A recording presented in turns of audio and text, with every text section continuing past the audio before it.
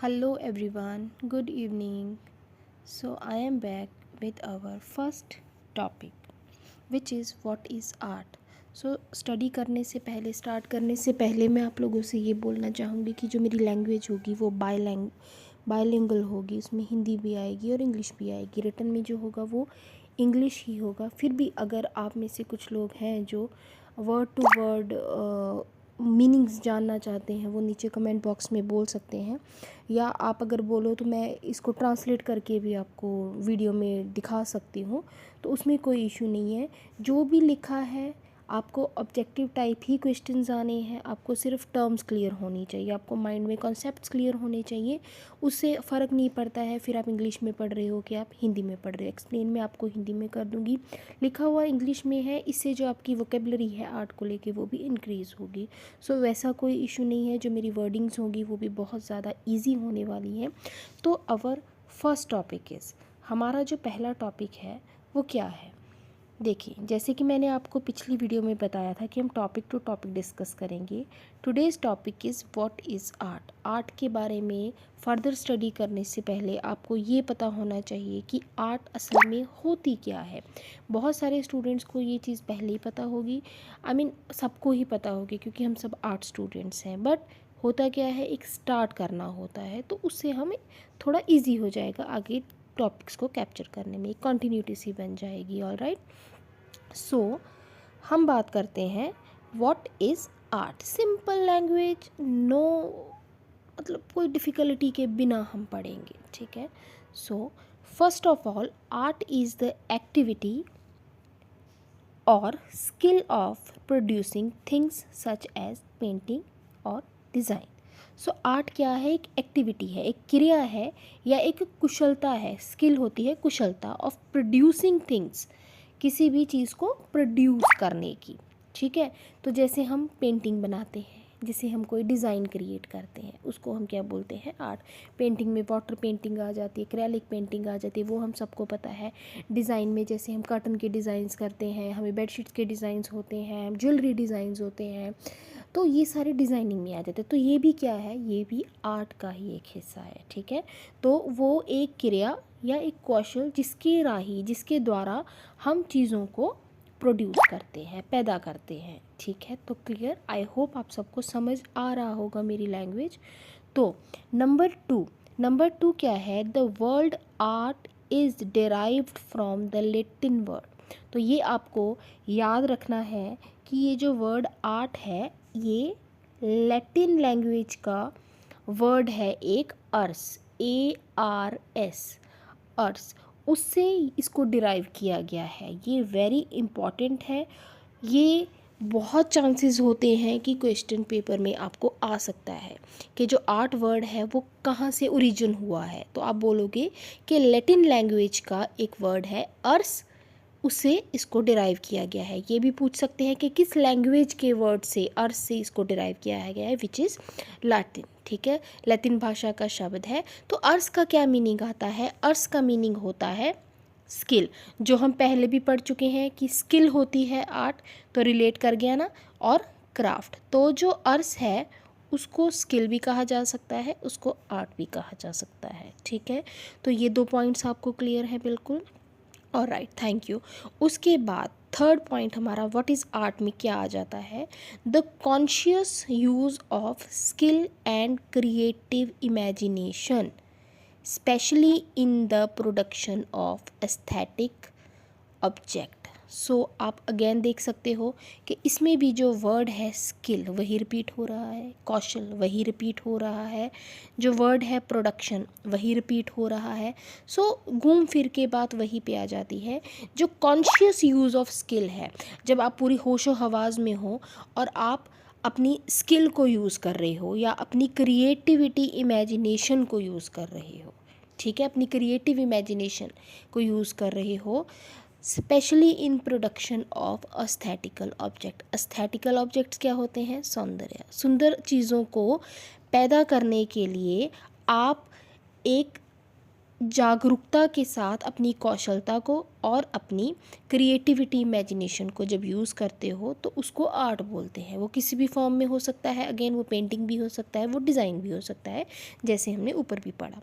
तो I hope आपको समझ आ रहा होगा। जो भी प्रॉब्लम आए, जैसी भी हो, आज हमारी ये फर्स्ट वीडियो है, तो आपको अगर मेरे पढ़ाने का तरीका, मेरे खुद पढ़ने का तरीका भी यही है, अगर आपको ये चीज़ ठीक लग रही है या इसमें किसी तरह की कोई डाउट लग रहा है, कोई कमी लग रही है, तो आप मुझे बोल सकते हो कि आपको कैसे करना चाहिए, क्योंकि मैं चाहती हूँ कि मैं भी पढूँ और मेरे साथ बाकी लोग भी जुड़े जो इन चीज़ों को लेके क्लियर हो पाएँ। So please most most most welcome to all of you in comment box. Please channel को सब्सक्राइब कीजिए, लाइक कीजिए, शेयर कीजिए, ताकि हम इस चैनल को, इस प्लेटफॉर्म को, फाइन आर्ट स्टडीज़ को आगे ले जाए। तो चैनल का नाम आपको पता है WCD, तो इसमें ऐड हो जाएगा फाइन आर्ट्स। ऑलराइट, चलो।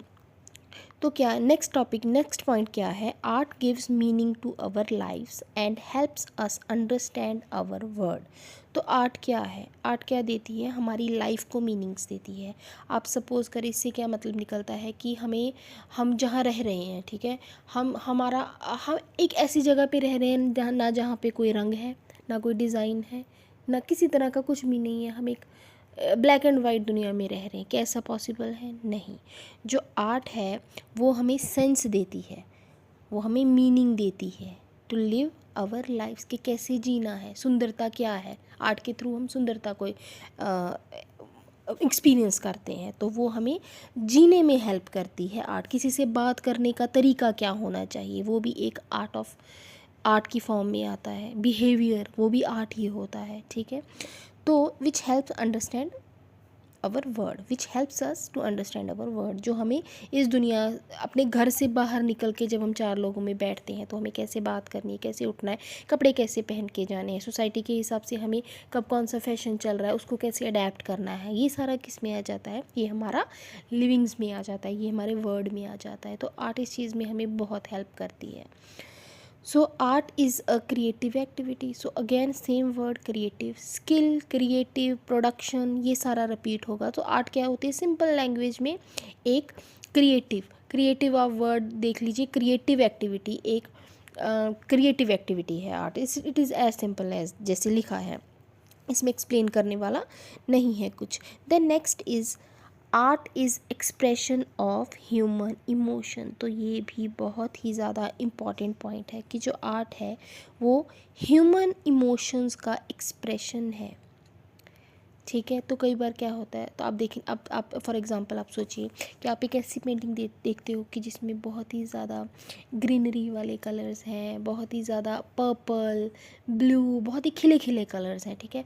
तो उससे हमें आइडिया होता है कि जो आर्टिस्ट है जब ये पेंटिंग कर रहा था उसका इमोशन क्या रहा होगा, राइट। वही अगर कोई आर्टिस्ट अपनी पेंटिंग में ब्लैक, डल, डार्क, अंधेरे वाले कलर डाल रहा है जिससे शेडो हो रहा है, मतलब उससे थोड़ा उससे डिप्रेशन फील होता है उस पेंटिंग से। जो हम भी पेंटिंग को देख के या किसी भी आर्टिस्टिक चीज़ को देख के फील कर सकते हैं कि जिस भी आर्टिस्ट ने ये चीज़ बनाई है वो किस इमोशंस में होगा। जब हम खुश होते हैं, हमें कोई पेंटिंग बनाने के लिए कहे, हम उस हिसाब से पेंटिंग बनाएंगे। जब हमें मूड अच्छा नहीं है, जब हम डिप्रेशन में हैं या कोई और प्रॉब्लम घर की चल रही है, जो इमोशंस हमारे बदलते रहते हैं, तो वैसे वैसे तब वो जो प्रोडक्शन है वैसी होती है। तो आर्टिस्ट क्या है? आर्ट क्या है? एक्सप्रेशन ऑफ ह्यूमन इमोशन है। So next point is what is the expression? Art is the expression of ideas and emotions through a physical medium like painting, dance, film, writing, photography, sculpture, etcetera. So जो art है, again आप देख सकते हैं कि emotion का जिक्र हुआ है, ठीक है। सो आर्ट क्या है? एक्सप्रेशन है, व्यक्त करता है किसको? हमारे आइडियाज़ को, हमारे इमोशंस को।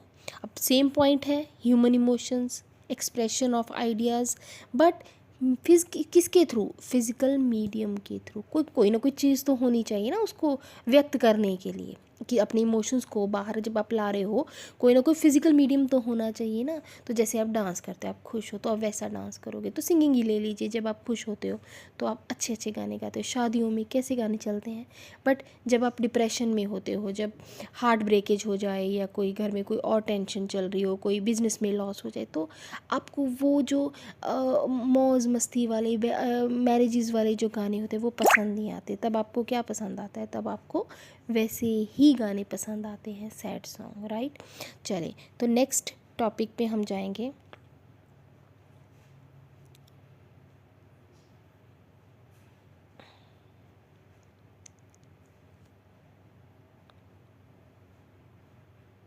विच इज़ वेरी बेसिक, जो आर्ट से रिलेट करती हैं, उनके बारे में भी हम थोड़ी बात कर लेते हैं फर्स्ट टॉपिक में ही, ताकि हम जब इन वर्ड्स का बार बार यूज़ करेंगे तो हमें वो चीज़ हमें पता हो वो उसका क्लियर मीनिंग क्या है।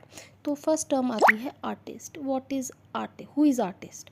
ठीक है, तो जैसे हम आर्ट की बात कर रहे थे, what is art, then who is artist.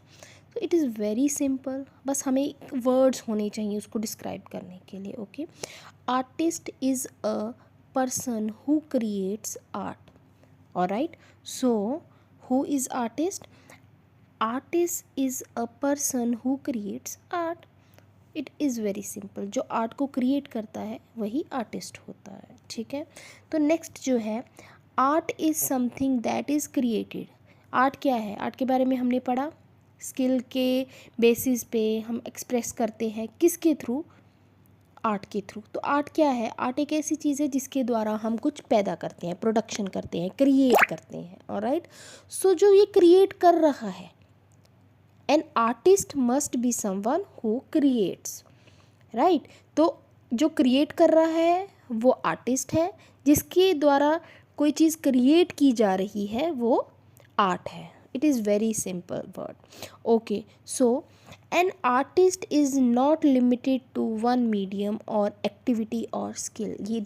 ये थोड़ी डेफिनेशन हो गई आर्टिस्ट की, कि जो आर्टिस्ट होता है वो किसी भी एक मीडियम पे, एक एक्टिविटी पे, एक स्किल पे बेस्ड नहीं होता है। तो आर्टिस्ट वही होगा जो वेरियस टाइप ऑफ एक्टिविटीज़ में परफॉर्म करे, क्रिएट करे, वेरियस टाइप ऑफ मीडियम्स में काम करे, वेरियस टाइप ऑफ स्किल्स में काम करे, वही आर्टिस्ट होगा। एक चीज़ तो हम किसी से कॉपी भी कर सकते हैं, तो वो कॉपी करना आर्ट नहीं होता है, राइट, इन एक्चुअल मीनिंग। तो आर्टिस्ट रुकता नहीं है, आर्टिस्ट चलता रहता है। वो एक के बाद दूसरा मीडियम, दूसरे के बाद तीसरी एक्टिविटी, तीसरी के बाद चौथी स्किल, इन सब में आगे आगे उनमें क्रियोसिटी होती है करने की, उसी को सच्चा आर्टिस्ट बोला जाता है। ऑलराइट, तो ये 3 पॉइंट है, ये क्लियर होते हैं। तो जो क्रिएट की जा रही है वो आर्ट है, किसके द्वारा क्रिएट की जाती है वो आर्टिस्ट है। ठीक है, तो आर्टिस्ट जो है लिमिटेड नहीं होता है, उसका एरिया, उसकी सोच, उसकी क्रिएटिविटी, उसकी समझ, उसकी पोटेंशियल, उसकी समर्था जो होती है वो बियॉन्ड होती है, बहुत बड़ी, बहुत वाइड होती है, राइट। तो इसको हम आर्टिस्ट बोलते हैं। जैसे हम कोई पेंटिंग करें, हम क्या है, आर्टिस्ट है। पेंटिंग क्रिएट की जा रही है, हम क्रिएट कर रहे हैं, तो हम क्रिएट करने वाले हैं, विच मीन्स आर्टिस्ट। तो सेकंड वर्ड आता है एस्थेटिक। तो एस्थेटिक क्या होता है, आर्ट, आर्टिस्ट, एस्थेटिक्स, बहुत कन्फ्यूजन होती है कि एस्थेटिक क्या है। एस्थेटिक को हम अगर बोलें हिंदी लैंग्वेज में तो उसको बोलते हैं सुंदरता। नॉलेज ऑफ एस्थेटिक्स क्या हो गई, सुंदरता का ज्ञान। तो जो इंसान आर्ट की परख करना जानता है वही एस्थेटिक्स को फील कर सकता है, वही एस्थेटिकल वैल्यूज़ को फील कर सकता है किसी भी आर्ट की। वरना हर किसी के लिए भी पेपर पे कोई भी चीज़ बना दो वो एक जैसी नहीं रहती है, मतलब किसी के लिए अलग। कोई बोलेगा ये तो 4 लाइनें बनाई हैं, ठीक है, किसी को वो 4 लाइनों में ही बहुत मीनिंग नज़र आता है, बहुत सुंदरता नज़र आती है। तो जो आर्टिस्टिक, आर्टिस्ट, इन सब से जुड़ा हुआ अगला वर्ड है एस्थेटिक्स, मीन सौंदर्य। Okay, then aesthetic is use to talk about beauty और आर्ट। ठीक है, तो एस्थेटिक वर्ड है, एक टर्म है जिसको हम कब यूज़ करते हैं, जब हम आर्ट के बारे में बात करते हैं, जब हम सुंदरता के बारे में बात करते हैं। And people's appreciation of beautiful things. जब किसी भी चीज़ को हम अप्रिशिएट करते हैं, ये नहीं है कपड़े, किसी ने अच्छा कलर पहना है, किसी ने अच्छा सूट पहना है, किसी ने अच्छा फैब्रिक पहना है, तो हम उसको क्या करते हैं, उसको प्रेज़ करते हैं। देन हम क्या यूज़ कर रहे हैं, देन हम एस्थेटिक सेंस यूज़ करते हैं हमारी, कि हमें वो चीज़ बहुत अच्छी लगी, हम उसकी प्रेज़ करें। सुंदरता की तारीफ़ करना एस्थेटिक्स वर्ड आता है, राइट। लाइक एग्जांपल क्या होती है, there is nothing aesthetically pleasing about this bridge. Like इस ब्रिज में कुछ एक्स्ट्रा एस्थेटिक प्लीजिंग नहीं है। Like this is very normal bridge, इसमें कुछ ऐसा नहीं है जो एस्थेटिकली बहुत ज़्यादा अच्छा हो, प्लीजिंग हो, जो बहुत सुंदर हो, राइट।